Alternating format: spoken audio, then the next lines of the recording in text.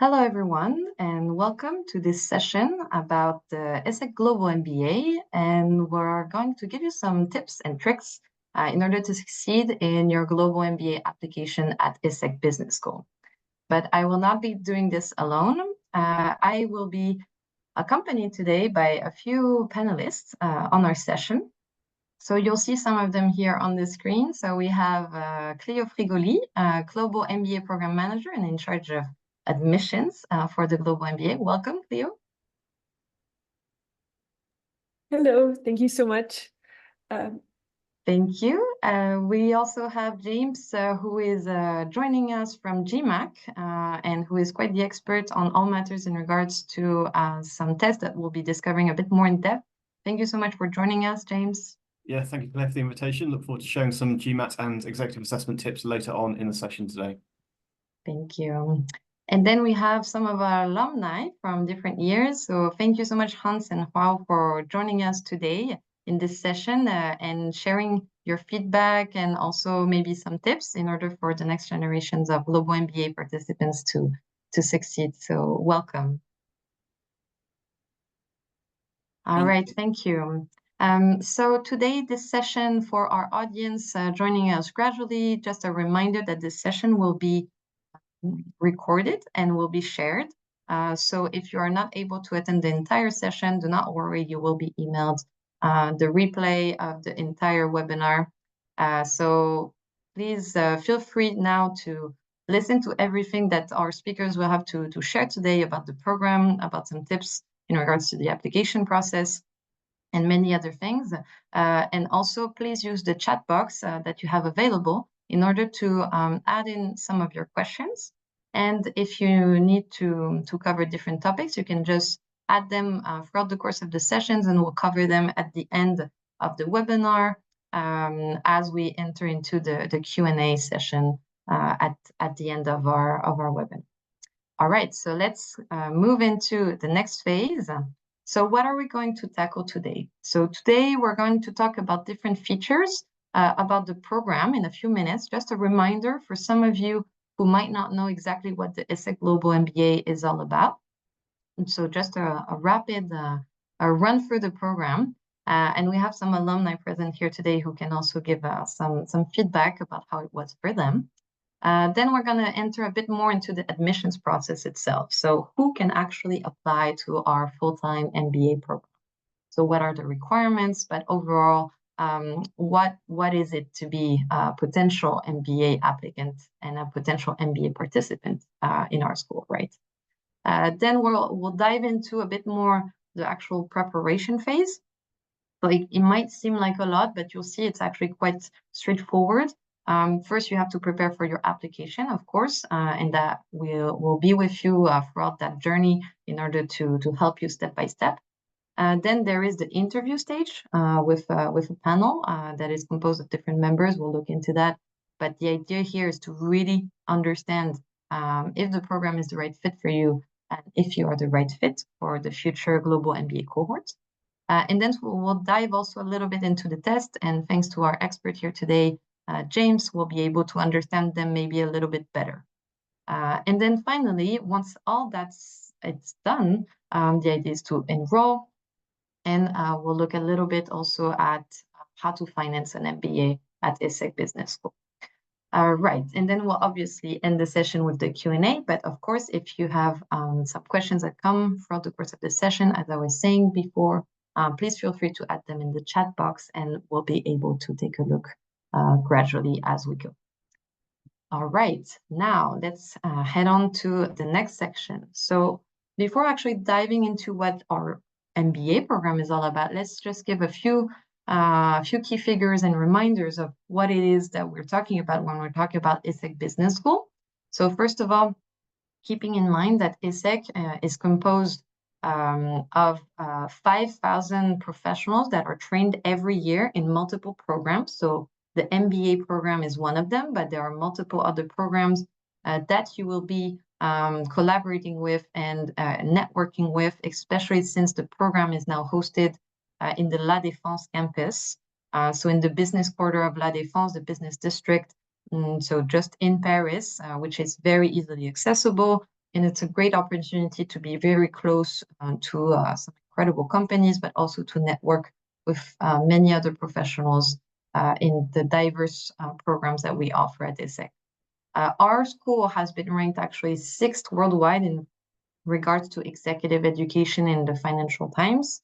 That is thanks to many, many reasons. Our impact that the executive programs or MBA programs offer our executives, but also the fact that we have quite an international ecosystem. You will see 78 nationalities represented in all the programs that we offer. And in regards to the faculty, over 50% are actually international professors. Now, when we talk about 4+1 campuses, it means that we actually have 4 campuses located throughout the world.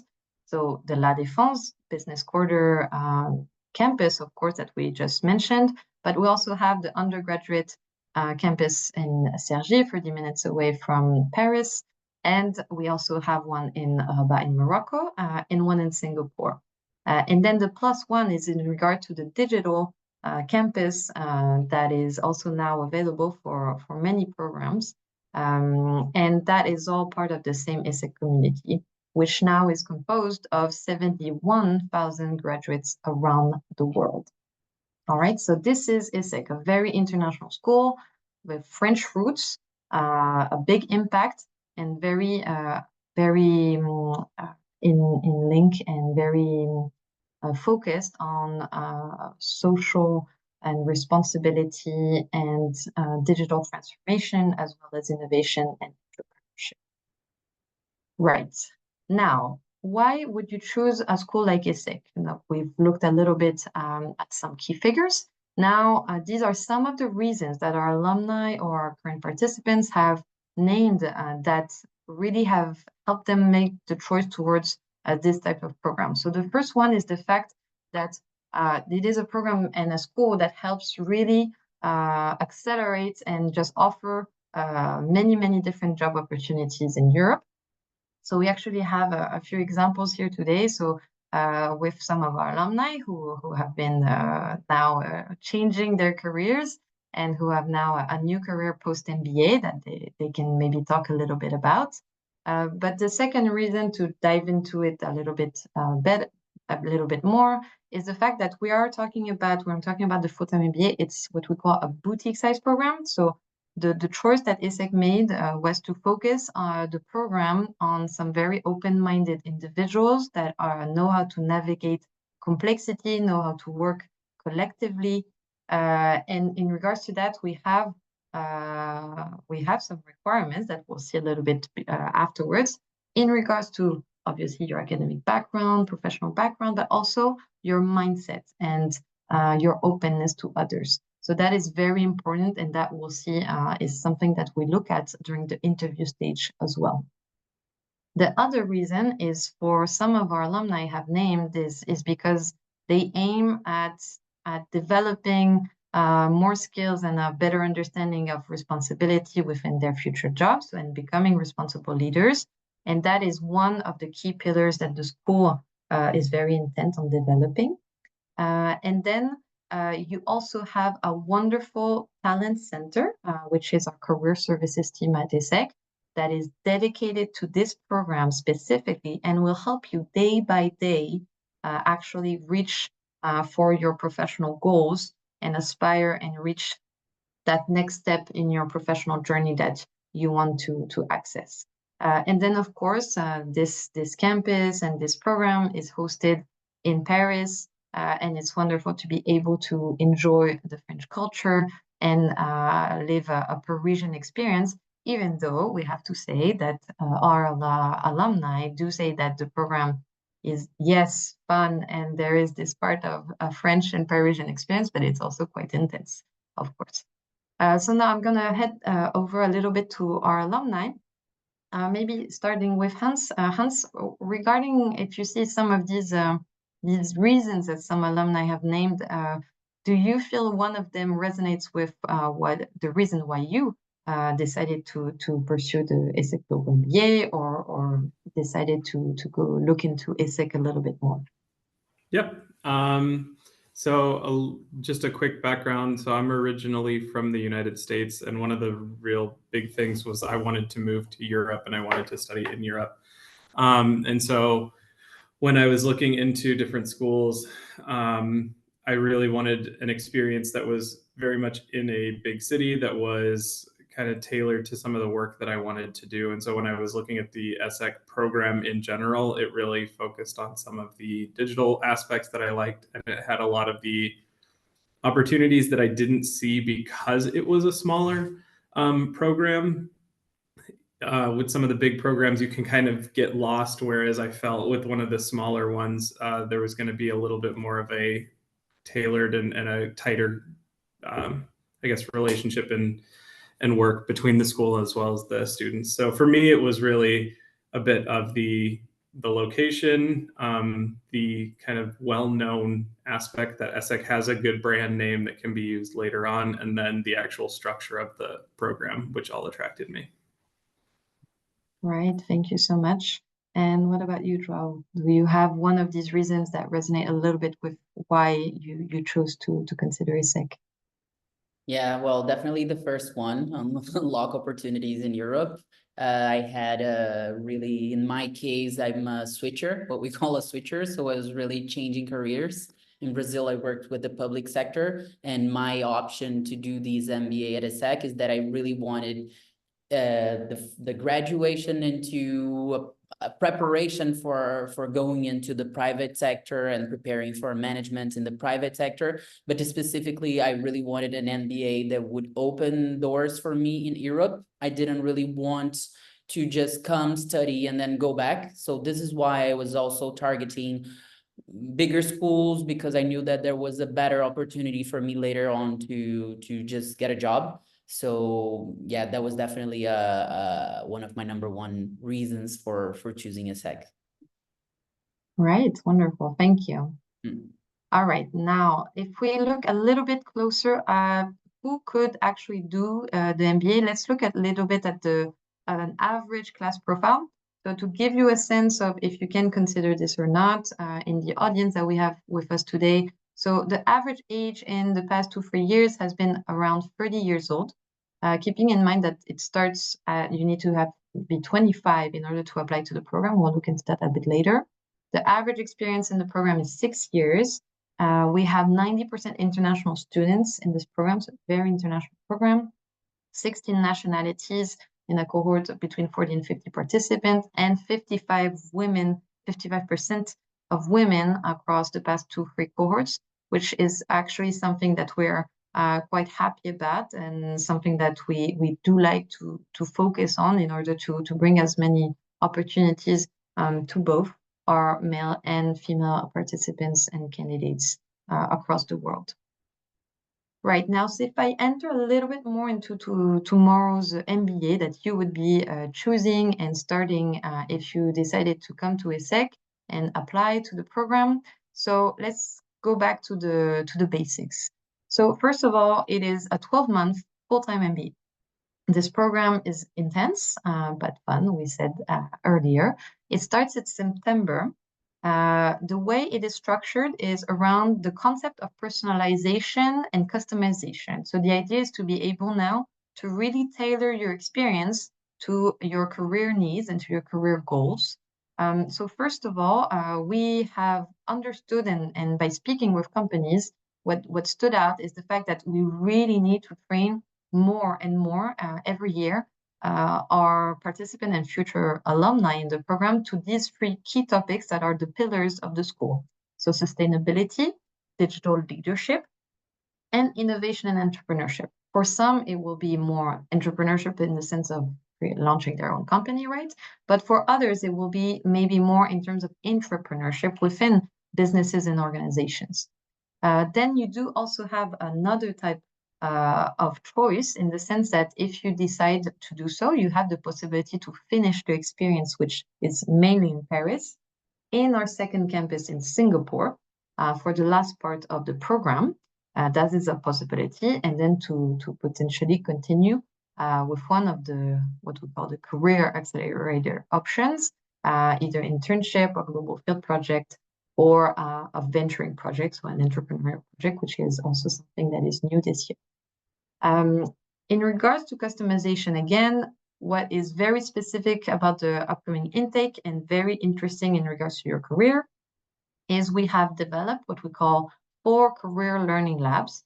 These focus on 4 industries mainly that you may be targeting: luxury, finance, consulting, or product management.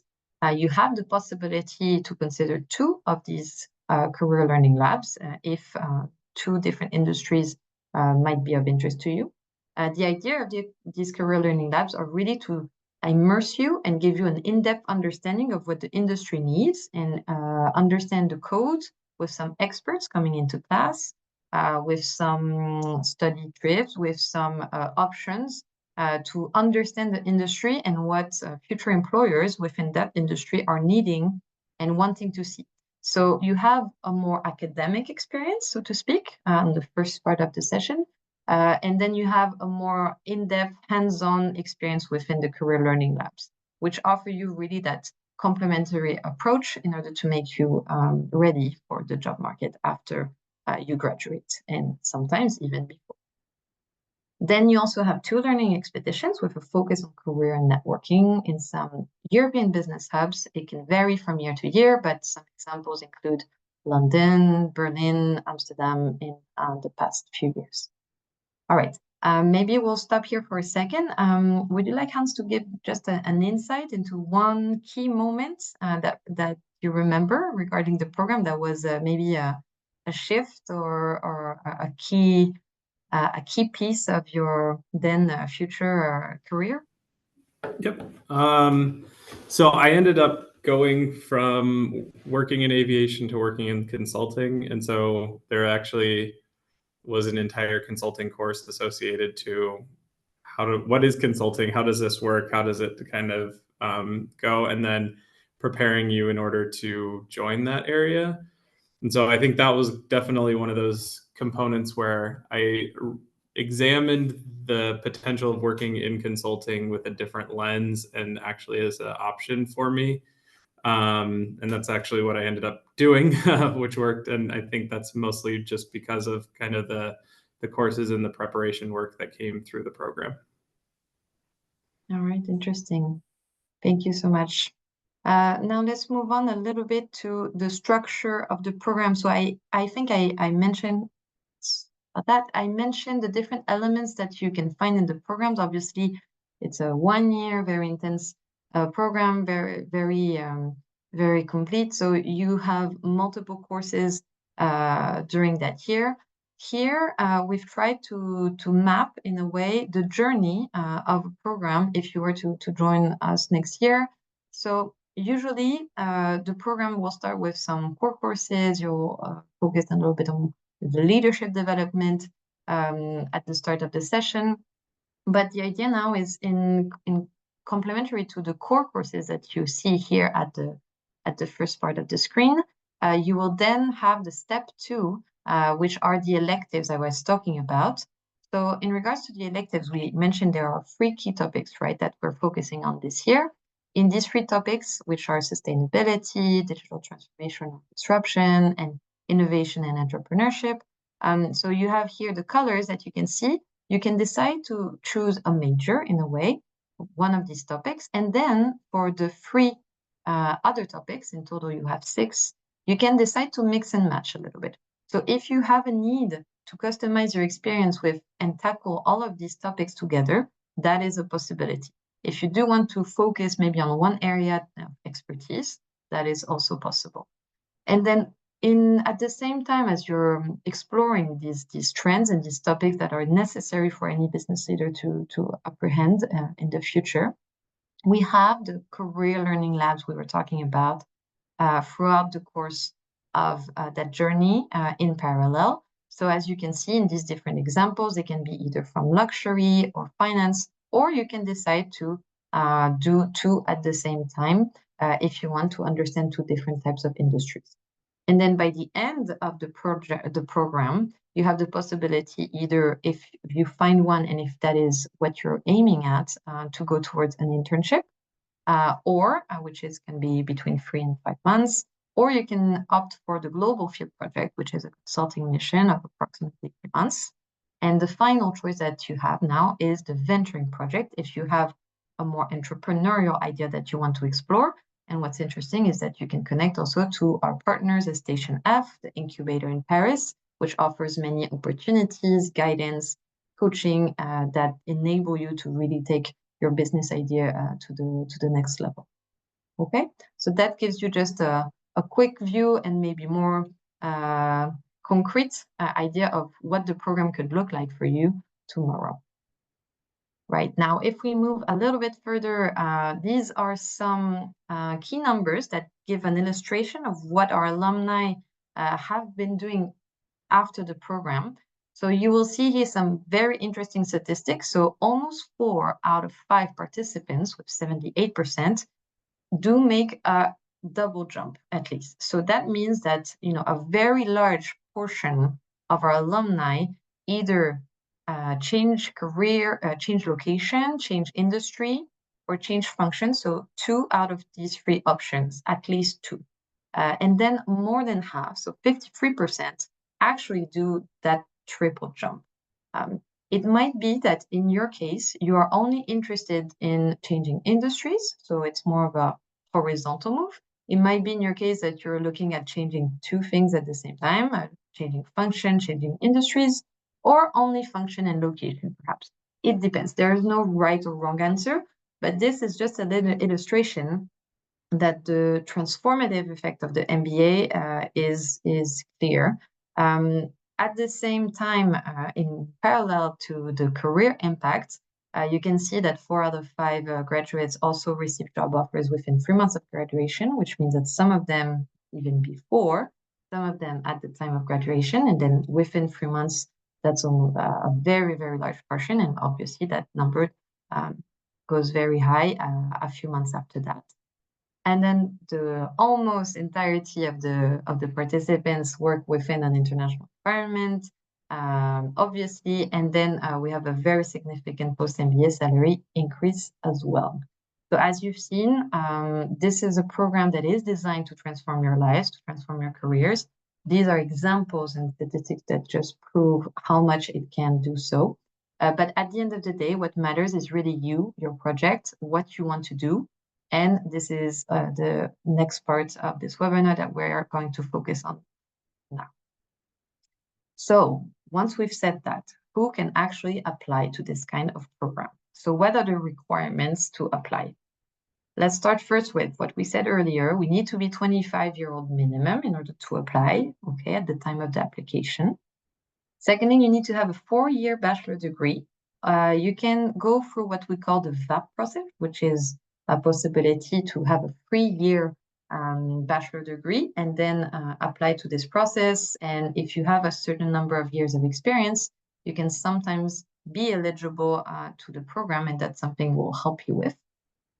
Then you have a few other things that are very important. So the work experience, you need to have 3 years minimum, but as we said, the average is around 6 or 7. So it can go sometimes quite high, up to 10, 11, 12 years, and sometimes even more than that in some rare cases. International experience is required for many reasons. And actually, I'm going to ask Cleo about that in just 1 second. And management experience. So it can be an asset, of course, because it will bring value to the exchanges and to the cohort, but it is not an absolute requirement. So let's pause here. Cleo, in your opinion as an admissions expert, why do you think international experience is really necessary within an MBA? What is it exactly that you're looking at when you're looking at candidates and their international experience? Thank you, Claire. So like Claire said, I'm the program manager at the GMBA and also oversee the admissions. So if you were to apply, I'll meet you right at the beginning and I'm there with you until graduation, kind of as your go-to person for the program. So very nice to meet you all. And so yes, like Claire said, international experience is quite a big component of the application for the type of participant we're looking for. International experience can be studying abroad, for example, studying in a university outside of your home country or doing an exchange for 6 months to a year, for example, or it can also be working abroad. So even if that's just 1 year or 2 years, but at some point in your professional experience, you worked in a country outside of your home country. So one of the reasons why international experience is so important for us is because of the international program that we offer. Not only is that with the participants ourselves, like Claire mentioned, this year we have over 16 different nationalities. So not only is our program itself international, but like Claire said, we also have international professors, and we also kind of host Paris as we're located in Paris, which is quite an international city and quite a hub in Europe itself. So we really put an emphasis on the importance of multiculturalism and the way that each person brings their own diverse experience from their experience in their home country, and the way they bring it into the program is quite important to us. We also, on an academic side, we have a lot of group work. The group work, you'll be working with different teams. I'm sure Hans and Joao can tell you a lot about group work. You'll be working with a lot of different people.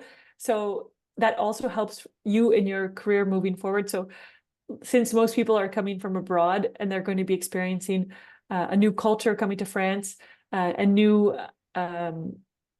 cultures within their program itself, it really helps to have been exposed to different cultures as well, to kind of have this open-mindedness from having worked or traveled or lived abroad. It really helps kind of set you up for success for when you do enter this super international cohort. Right, absolutely. Thank you so much, Cleo. That's, I think, probably something quite key in the application that admissions and the entire academic team is looking at closely. And that's what makes the interest of the experience and the program, right? So actually, in regards to that, Joao, would you like to kind of share your experience? So obviously, as an international alumni and student at the time, why do you think that was so critical and so important? And what do you remember is a benefit of that in a way? You mean what was so critical? In terms of the international experience, Yeah. bringing that to the program?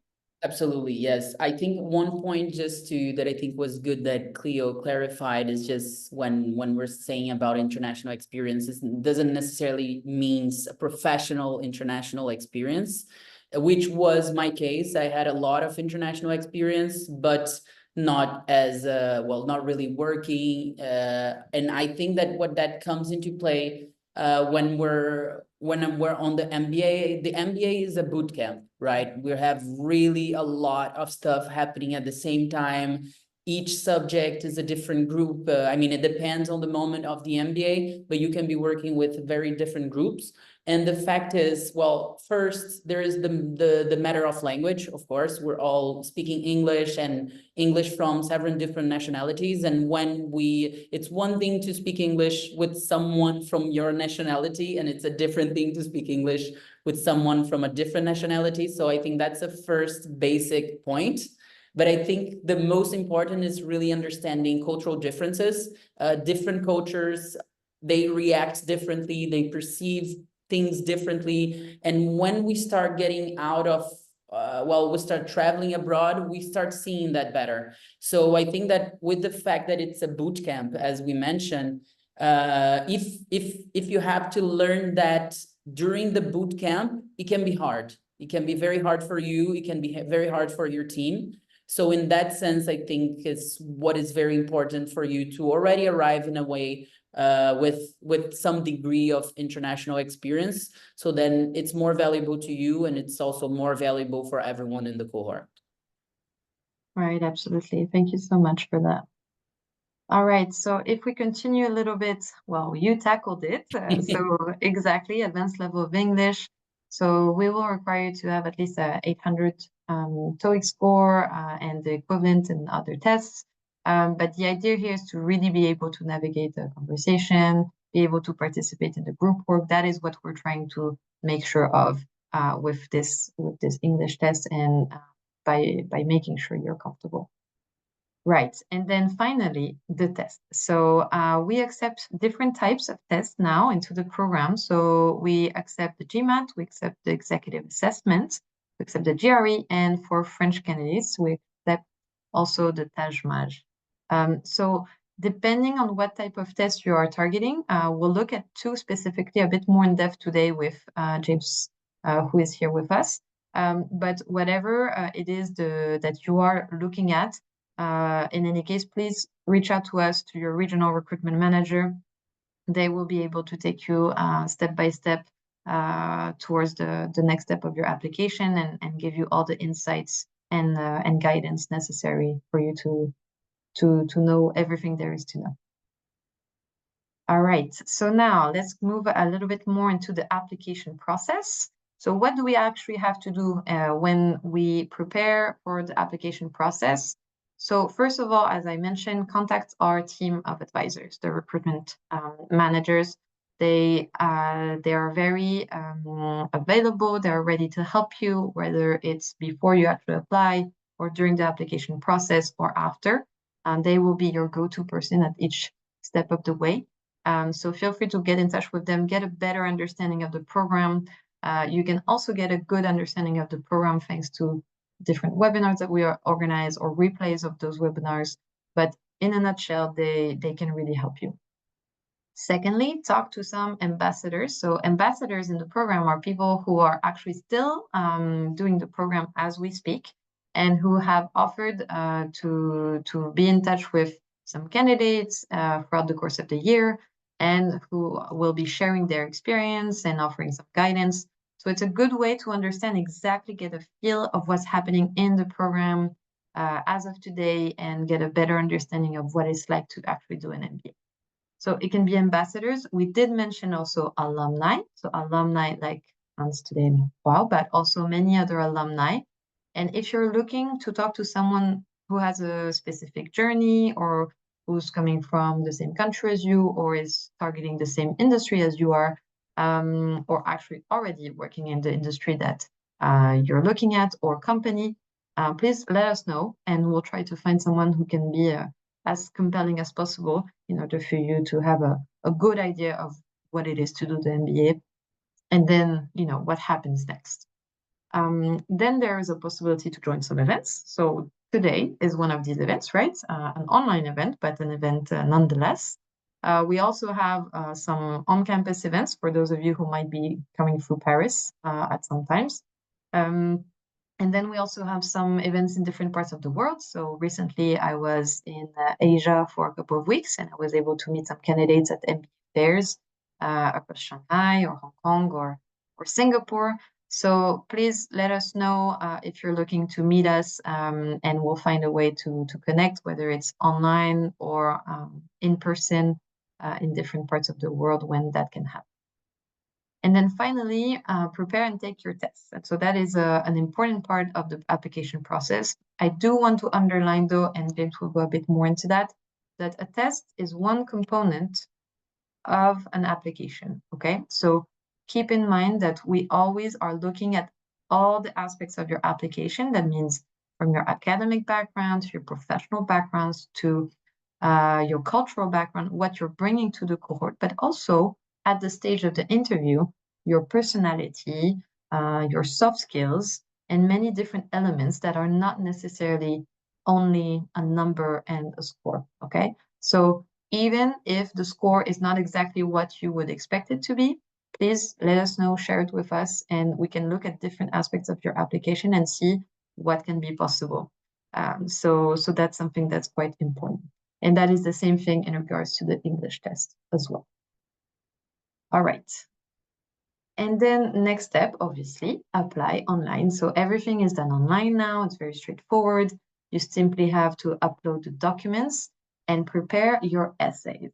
So that is a critical part of the application. So I'm going to head over here to Cleo for maybe just an understanding of, okay, within the essays, what would be your tips for any candidates thinking about their essays, maybe struggling a little bit? What is it exactly that we want to understand from a candidate as they prepare their essays?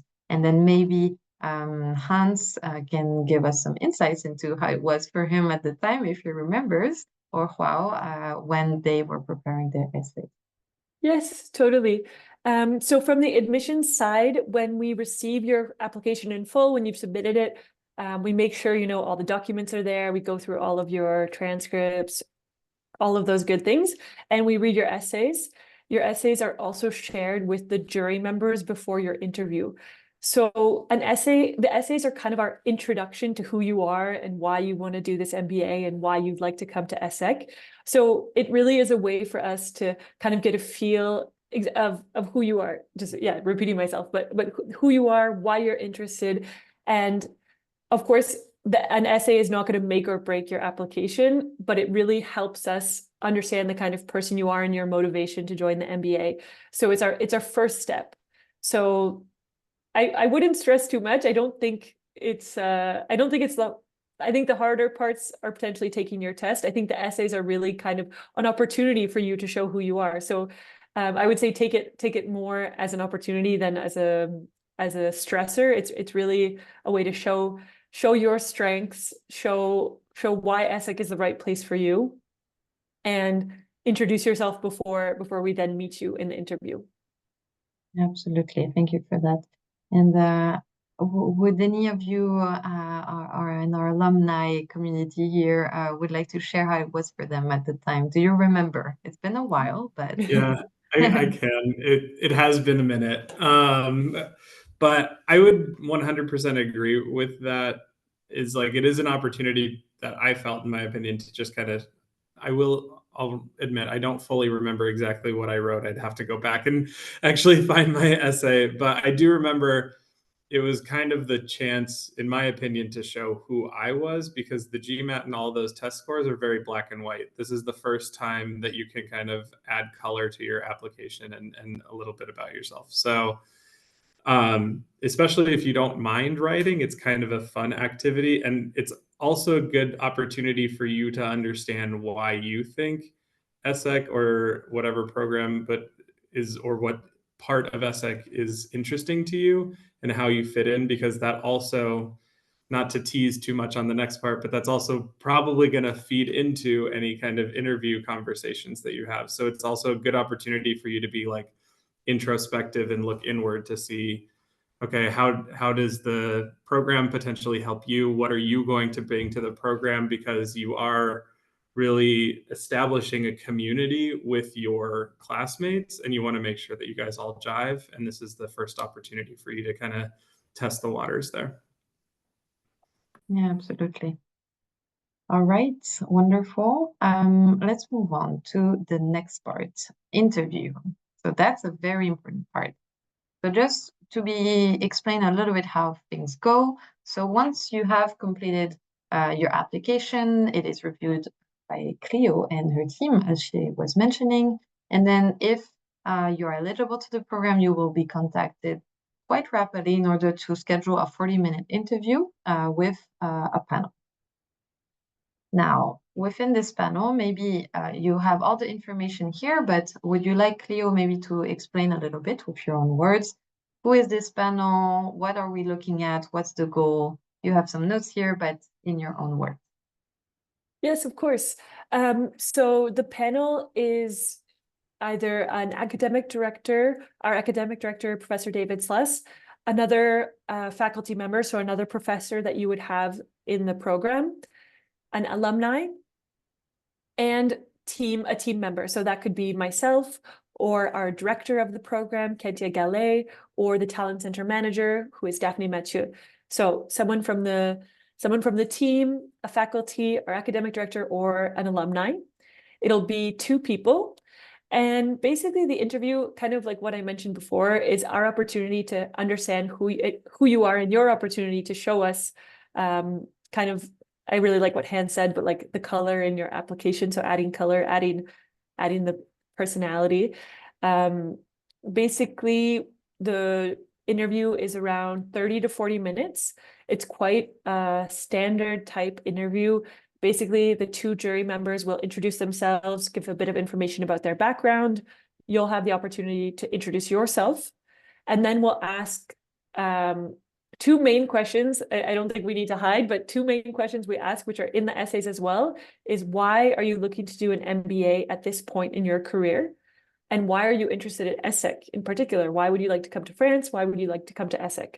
So I can tell you right off the bat to prepare those 2 questions, because we will be asking you those questions. And then after that, we'll ask kind of questions to just understand more about your motivation, more about your professional experience, what it is about you that will make you, that will, basically, it's kind of the 2 things is how will you add value to the cohort, and how will the cohort and ESSEC bring value to you? So it's kind of, the jury is kind of, or the interview is kind of exchange to understand both things.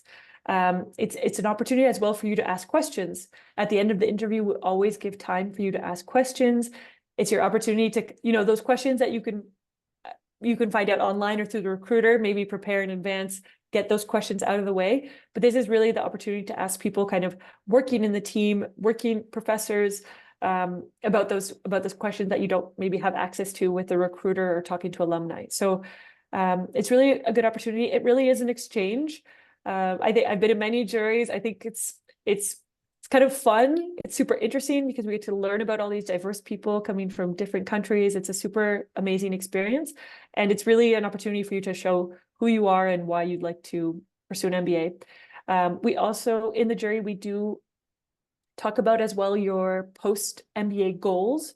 So to have an idea of what your kind of project or post-MBA career goals are, where you see yourself, what market you're targeting, even sometimes what specific companies you might be targeting, that helps us kind of understand what the MBA will be able to offer you, and helps us position an understanding of what is realistic for you coming to France and all that. So I would say to prepare as well, but you'll have to do this in the essays as well, but what kind of an idea of what your goals are and how the MBA will get you to those goals. Yeah, exactly like I just said, the tips in the writing of your essays, you'll have to start specifying your project and your long-term, short-term goals. So you'll already have that idea, but it's good to know those for the interview as well. Take time to prepare with your advisor. So definitely take those opportunities that you have to prepare in advance, just like you would for any, job interview. It's kind of the same format, but we try to not add too much stress, try to really welcome you into the program or welcome you into the interview and give you that opportunity to shine. And yes, we do recommend you talk to current participants or alumni before the interview itself, because it does answer those kind of technical questions. And it also helps a lot to have the perspective of current students and alumni. I'm sure, like we're learning tonight, it really helps to have the perspective of those people who've done the program. And I'm sure a lot of your questions can easily be answered by them. And lastly, like Claire wrote in the objective, if English is not your first language, your English is assessed, but not in a really intense way, but just in the fact that you'll be able to express yourself and kind of go further. Like we said, you'll prepare for the interview, but part of the interview is hopefully to ask you questions that are a little bit more spontaneous and allow your personality to shine. So it shows also your level of English and your ability to kind of go with the flow during in the English component. So we do look out for that as well. But of course, the tests that we have that element as well. So again, I wouldn't stress too much about it. It's really just an opportunity to shine, to learn more about the school, and to have all your questions answered. Right, perfect. Thank you so much, Cleo. Right. So now we're going to switch into the section dedicated to the test with James. And we're going to focus on 2 main types of tests, so the GMAT and the executive assessment. But because we've had many questions about GMAT, as you know, there's a new focus edition that was launched this year. So I'm going to leave it for James to explain all there is to know about these 2 tests. Okay, yeah, thanks, Claire. So move on to the next slide. So what I'm going to do today is just talk you through some of the content of the GMAT Focus Edition before we look at the tips on how to start preparing and then the executive assessment itself. But I think my first key tip on the GMAT is to keep in mind that these are really skills that you'll be utilising on the MBA and are probably things that you're utilising now in the world of work. So first piece of advice, don't panic. It's all approachable content with good preparation. So here we can see the overview of the new GMAT Focus Edition. So as Claire says, this is our new shorter format of the GMAT exam, which now takes 2 hours and 15 minutes to complete, with 3 evenly weighted 45-minute sections, each assessing a specific skill that you'll be utilising in the business school itself. So starting out on the left-hand side, we have the quantitative reasoning section. Here, we're looking to see that you can do problem solving. So mathematical problem solving in the same way that you'll need to do if you're doing the finance, the accounting, and similar modules at ESSEC Business School. What we've done here is we've also focused the content of the quantitative reasoning section. So on the old exam, there were things like the geometry of triangles, for example, which of course are really not going to be so relevant to you doing the MBA. So it's focused on the real life skills that you'll be utilising in the world of work and at business school. Secondly, we have another 45-minute section. Here we have the verbal reasoning. This is your interpretation of written information. So in the same way that when you're at work or in the business school classroom, you read and interrogate information, we're looking to showcase this particular skill. There are 2 different question types here. There's critical reasoning, where you have to see that you've understood any flaws in any argument that's presented to you. And secondly, there's reading comprehension, where you have to show that you've understood the meaning behind a presented argument. Finally, we have the new data insights section, which is basically an evolved version of what was the integrated reasoning section on the old exam. So here we're looking to see that you can deal with a range of different information sources. So if you're doing a consulting project at business school or a research report, you don't include all of the information that you have to hand, but you make trade-offs to answer the questions that you've been presented with, or to support the arguments that you're looking to make. So examples of question types here could be to play with tables and graphs. You might be given a data set to manipulate. And there's also data sufficiency here now. So this used to be under the quantitative section, but that's moved across to data insights. So this is a theoretical question type where you have to decide whether or not you have enough information to solve a particular problem. So all of these sections are multiple choice with 5 different options presented to you. So tip number 2 is to be familiar with how those questions work, so you can quickly identify answers that are clearly wrong. So if you are having to make a good guess, you're at least choosing between 2 out of 5 rather than 5 out of 5. So all of these 3 sections go together to give you your total score of out of 805, scored in increments of 10. Yeah, we can move on to the next one. So under the new exam, when you're doing your preparation, there are a couple of things to consider. So firstly is how you manage your timing performance throughout the 3 sections. So it's really important to finish those 3 individual sections. Now, you may also wish to build in a bit of time to review and edit your answers. So under the new examination, you can change up to 3 responses in each section. When preparing as well, you need to be thinking about how you wish to tackle the examination. So you can select the order in which you tackle the 3 sections. So some people might start out with material that they feel comfortable with to ease into the examination. Others might choose to tackle the harder content first of all when they're feeling fresher. The choice is entirely yours. Thirdly, we are now offering a new improved score report as part of the new exam. So this will give you more detailed insight as to how you've performed on individual sections, but also on specific question types and how you've managed your time. So this is really key in 2 ways. Firstly, in the event that you are having to do a resit, you can really focus your preparation to improve. Or you can also use it as insight to help you to prepare for going on to the MBA. So getting ready to go back into that business school classroom. And can we go back a slide, please? Skipped on. And then the final thing to keep in mind is the score sending process, which has also now changed on the GMAT exam. So in the old days, you had to select your programs before you took the examination. Now, you'll be provided with your official GMAT score within 2 to 3 business days of completing the examination. You then have 48 hours to nominate up to 5 programs to be able to access your GMAT record free of charge, but you can add further programs later if you need to. Also, you only now send 1 score per report, so you've got full control over the information being presented to the business school. Okay, move on. So here we can just see some basic facts and figures about the GMAT exam. So we have wide acceptance across a different range of program types and at schools worldwide.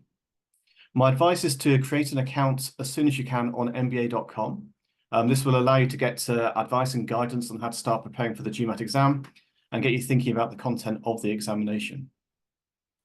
Tip number 4, I think it is now, I've lost count, but we offer 2 delivery methods, either the GMAT online or the GMAT in a testing centre.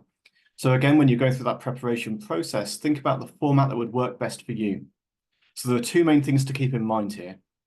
Firstly, for the GMAT online, you have to be sure that you have the environment and security features in place to be able to take the examination at home. We are seeing more people now go back to the testing centre, and I think that's partly because of the other reason why people may choose to take the examination there.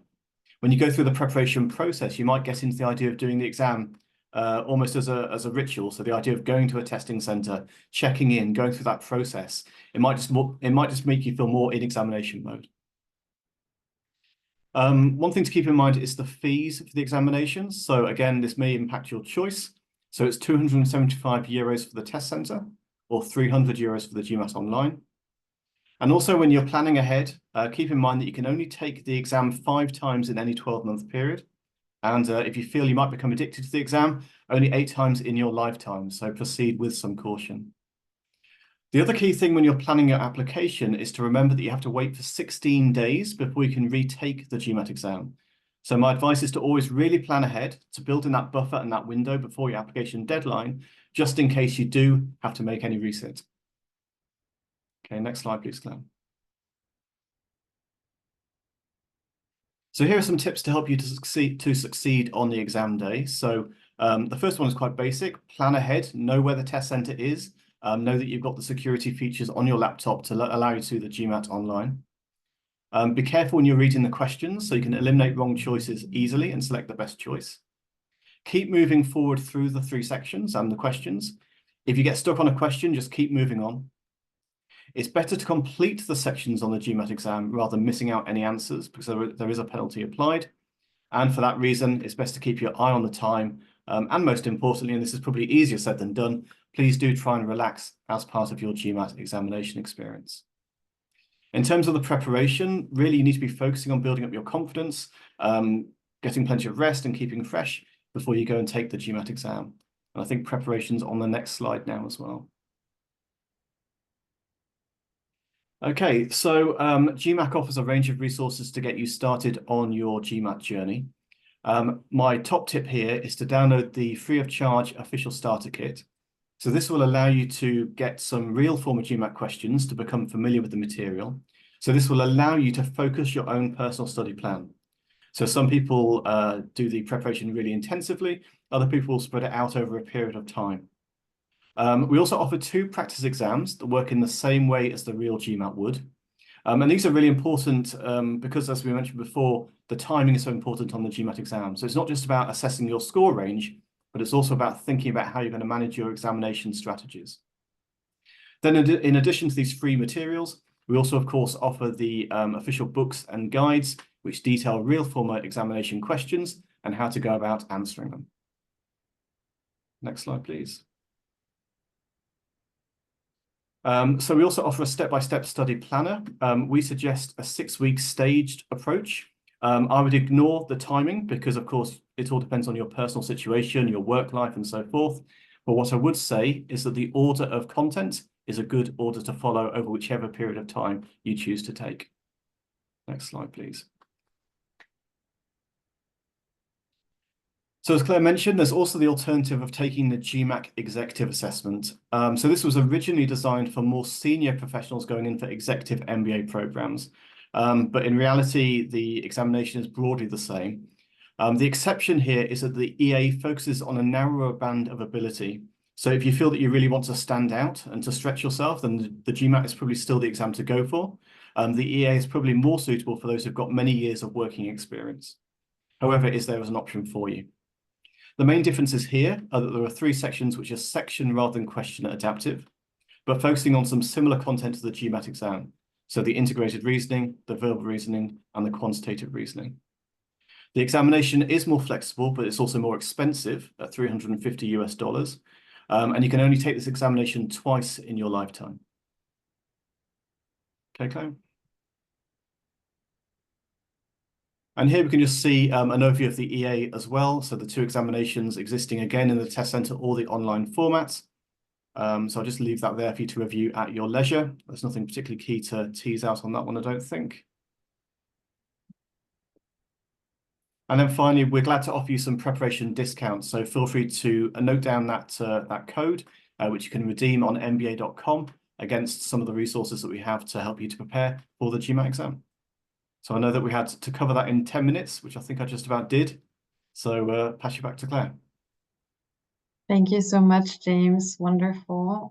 So again, for everybody in the program and in the webinar right now, whether you're a candidate or you're looking towards applying to the program, please make sure to add your questions in the chat box and we'll try to review them later. Or you can definitely reach out to our team at a later stage in order to look a little bit closer at all these options.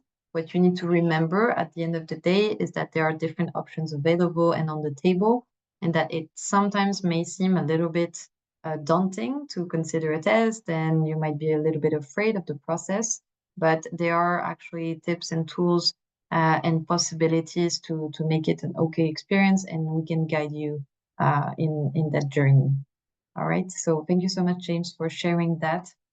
And we might continue a little bit afterwards with some of the questions from our audience, if we have any regarding the tests. Right, so now we're going to switch into the next phase of the application process, right? So let's consider that everything went perfectly and you were well prepared and you applied and then you were admitted into the interview. So once the interview is actually finished, you will be notified quite shortly after your interview, a few days later, usually, whether you have been offered a seat in the program. The first way you will be contacted by your recruitment manager, so your advisor, who has been a little bit there with you at every step of the journey before that. They will notify you of the decision. And the next day you will get the official offer sent to you with that decision from the admissions team. Then you have 2 weeks to confirm your enrollment into the program through the deposit and some enrollment to fill out. So that's quite easy. Then in regards to the financing of your MBA, so obviously we know that the MBA is quite a journey and quite an experience to finance. So first thing, just to keep in mind, some of you already have that information probably, but you do have the possibility to gain 2,500 euros out of your applications if you finalize the application before the next round, so May 20th. So these are like really the last moments for any candidates coming from all over the world. Then admissions will end for all participants, all candidates at different regions. European candidates will have the possibility to apply in June if they do not have time to apply by the month of May, considering the length of visa processes that are needed. It's critical that for most of you, I do encourage you to apply by the month of May in order to benefit from this, but also to be able to prepare in the best way possible and have the necessary time for everything before the actual intake a few months later. Then some other ways to finance the program. So you're probably aware that ESSEC offers some scholarships. These scholarships have been thought out through 2 lenses. They are based on the fact that we do want to encourage different types of profile to apply to their MBA and to our MBA specifically, and we want to reward them for their accomplishments. We do want to also highlight and support the willingness to go towards some fields as well. So in regards to your academic background or your professional background, it's true that you will have some scholarships that are based on that, such as the High Potential Scholarship, which is based on academic accomplishments. It is also based in regards to some scores and some achievements that you will have made during the application process, and your admission advisor will give you a bit more information about that. If you have also some interesting and differentiating international experience to showcase, that can also be something that can be valued and that can be one of the themes covered by some of the scholarships. Then we do encourage specific women leaders who show really high potential, and sometimes really need also that financial support in order to make the MBA happen. So there is a scholarship dedicated to that. And then also there are some scholarships that are allocated to some specific backgrounds. So we have some for some French candidates and European candidates, but also in regards to the professional goals, as I was saying earlier. So if you have a project or some professional experience and a career leading towards sustainability or innovation and entrepreneurship or digital transformation, that is something that is very key and very dear to ESSEC, as these are really the 3 pillars within the school and within the program. So that is something that we will also value, and you can be awarded a scholarship based on that. So that is something to consider as you look into the financing of your program. The range of scholarships can vary from year to year, and that is something that can change over time. But if you talk to your regional recruitment manager, they will be able to give you a bit more details into the specifics of each scholarship. Now, moving on, you also have the possibility as a candidate to finance your program through other means. So many candidates actually go through either bank loans or prodigy finance. So bank loans, it can be from your home country. If you do have a co-signer based in France, that is also a possibility to go through one of the ESSEC partner banks.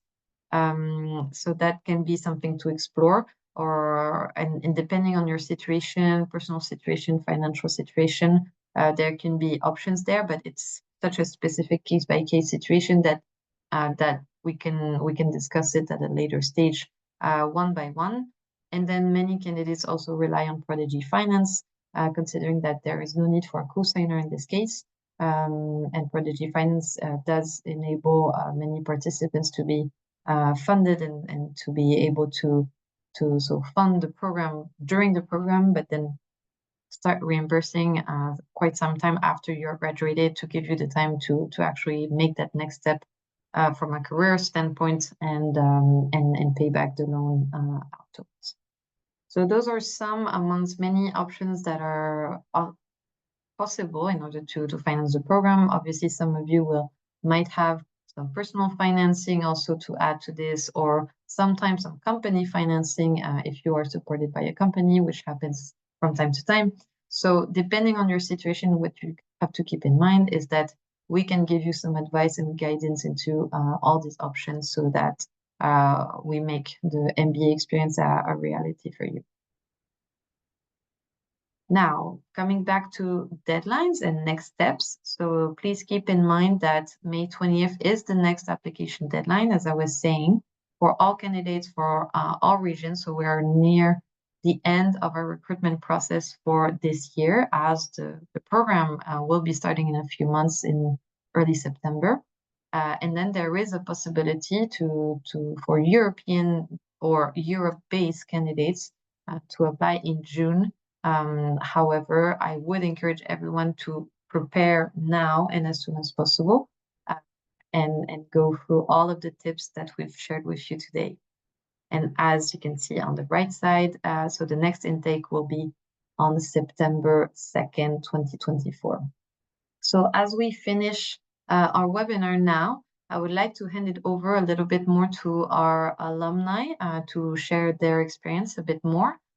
So in regards to, a summary of tips and tricks, but maybe mostly tips in this case, if you had to take some distance and give a few tips each to tomorrow's candidates for MBA, what do you think is the most important as you prepare your global MBA application? Something that you wish maybe you had known at the time, or that you got the chance to know as you were preparing your application, whether it's before, during the application process, or the interview process, or as you were about to start the MBA. Okay, I'll go first. Sure. I'll kind of try to sum up the tips at every step that I think are the most important. I think for the test taking part, I think what James mentioned, it's quite important, which is time your questions. Really, like when you're doing this, when you're preparing for the GMAT, really practice with previous exams, practice with previous questions, because you have to learn how the test it works in itself. It's an exam in itself. It has its own way, its own type of questions. So practice on previous exams, but most importantly, do time yourself when you're answering those questions, because you might have to make choices to move on when you're actually taking the test. I think another one is do apply, because what I saw after being in the program was a lot of people with good scores that did not apply because they thought that score was not sufficient to get into the program. And after we were inside, we knew that that was not the case, because this score is just, as they mentioned, 1 point of how they're evaluating you. So if you have, I mean, I saw people who did not apply with a 650 score. I don't know if it's still the same scores, but at that time it was a maximum of 800, and people with 650 score, which is a pretty good score, they didn't apply because they thought it was not enough. So do apply, despite if you have already a good score. I mean, not whatever score, but a good score. Don't refrain yourself from applying. So I think this is the basic one from that part. Concerning the rest, the main important thing, I think, for the interview, I would add, prepare with what we call situational questions. You can look it up online what that means, but I would say 3 of them are the most important. The first one would be, tell me about yourself, or guide me through your CV. This is the moment that it's maybe the first question that they're gonna ask. And what you want is to brand yourself and be remembered, right? Because there's a lot of people going through the process, and the main thing that you want to do is to really tag yourself. This is what I am, this is what I know, and try to be remembered. So I think that's the first one. The second one is, what's your greatest achievement? So of course, in that context, talk about a professional achievement, and try to use the STAR method. So situation, target, action, and then results. You can also look it up online, but if you structure your greatest achievement into this structure, then you're already headed in a good direction. And I think that the third question that I would definitely prepare myself for is, where do you see yourself in 5 years? At that point, the school wants to assess if you're being realistic with your plan, and also what is the risk, right? What's your risk concerning what you want to do next? Is this viable? Can the school actually help you to achieve that objective? So I think these are the main things. I personally put a lot of post-it around around my screen, because I did want to make sure that I wasn't, like, all the key elements I will be dropping there. Beware of doing that, because you don't want to look like you're reading stuff when you're doing the interview. But if you manage to do that, I did it, and it worked in my benefit.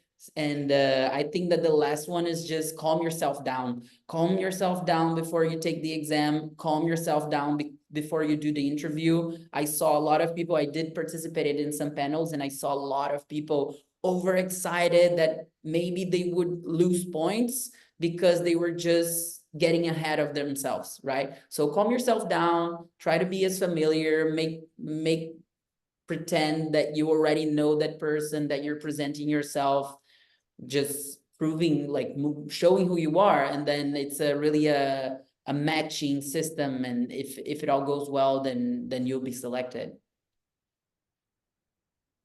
Absolutely. Thank you so much for that. Well, So I do have a few questions here that have been asked on the chat. So maybe we can run through some of them rapidly. So let's see. If we were taught in English in our past, I would say test exams or programs, I would say studies. Should we take another test?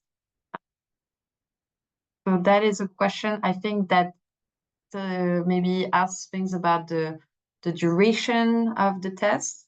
Maybe I can give that one to Cleo. The duration and what type of waivers, maybe for an English test, can be considered in what cases? Yes, so for an English test, the waivers are, I had them pulled up on the website. Yeah, so if you, of course, if you're a native English speaker, that's a given. If you've done your university degree in English, so either your undergraduate degree or your master's degree, a previous master's degree in English. The others waivers are if you've spent the last 3 years in an English speaking environment, like work environment or country, and if you've lived a minimum of 3 years in an English speaking country. So there are a lot of waivers for English speakers. Okay, great. Thank you. Another one in regards to tests, that's, I would say, half and half for ESSEC and also for James. Is there a preference over the GMAT or the executive assessment? Or is it possible to do either or?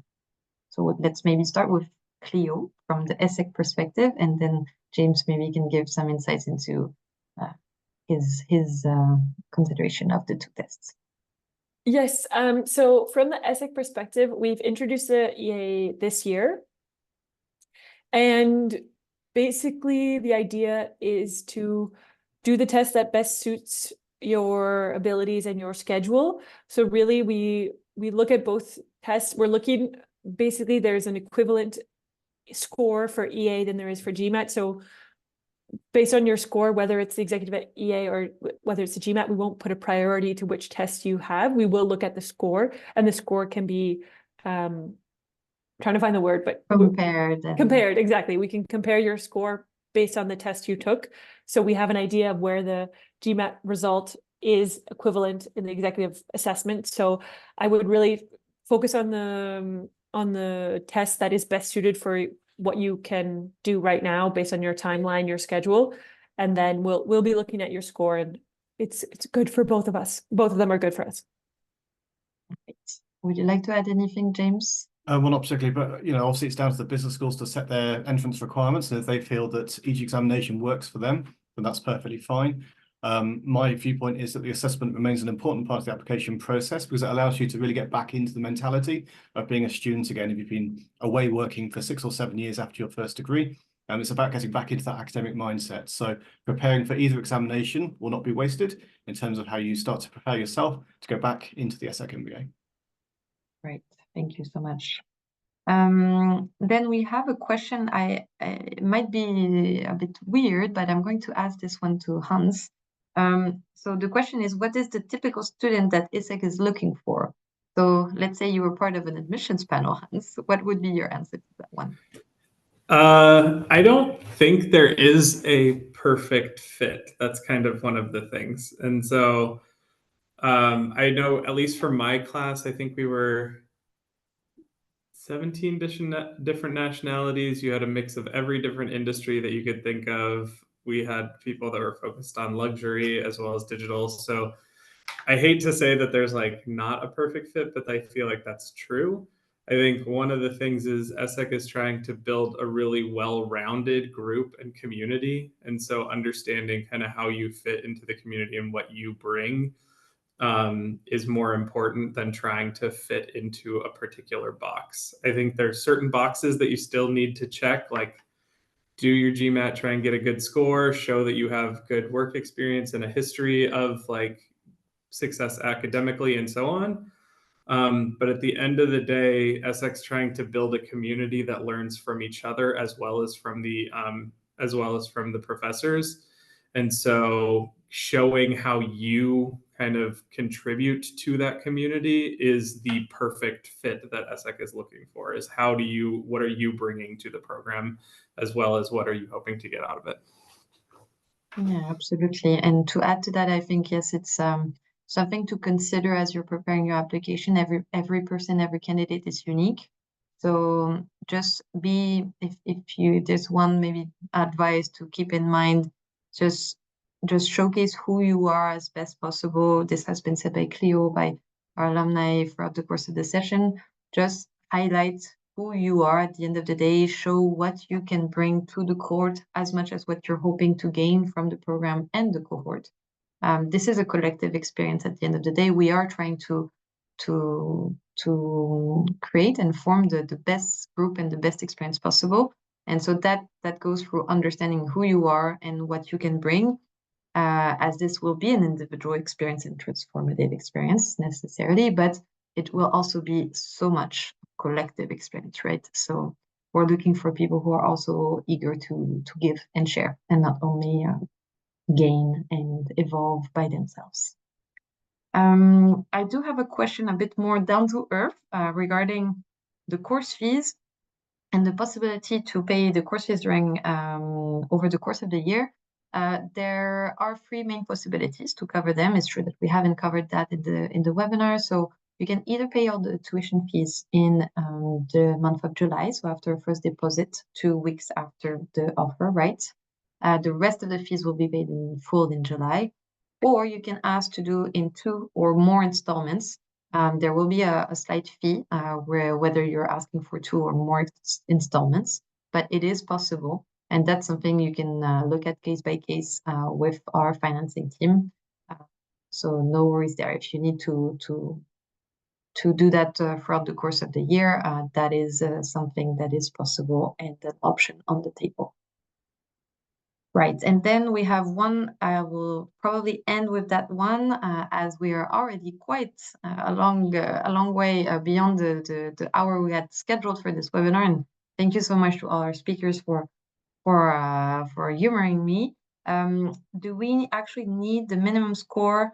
Do we actually need the score in order to apply to the program? So it's true that we have implemented now this possibility. You can apply to the program, and if you are planning to pass your test the following weeks, that is now something that you can do. We are going to look at your application in full, which means that you will be evaluated and there will be a scoring system. So if you have your test score, that's an added score, right? And a possibility to be considered more eligible than if you don't.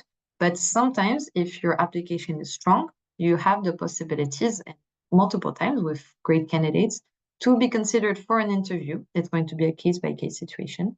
Even if you haven't passed the test, whether it's EA or GMAT or anything else. So that's a possibility. So if you are in that case, please share your CV with us. Please share your application with us. We'll look at it and we'll be able to let you know if that's something that can be considered or not. And the final say will be from our admissions team, Cleo here, and the rest of the program team. All right. So I'm going to say thank you all for this incredible session. We've had many, many questions. For those who have not had the occasion to get their questions answered, please do feel free to contact us and your recruitment managers, depending on where you are located in the world, because we have different people in different parts of the world that can be there for you. Myself, I am happy to answer any question in the future, and our alumni as well.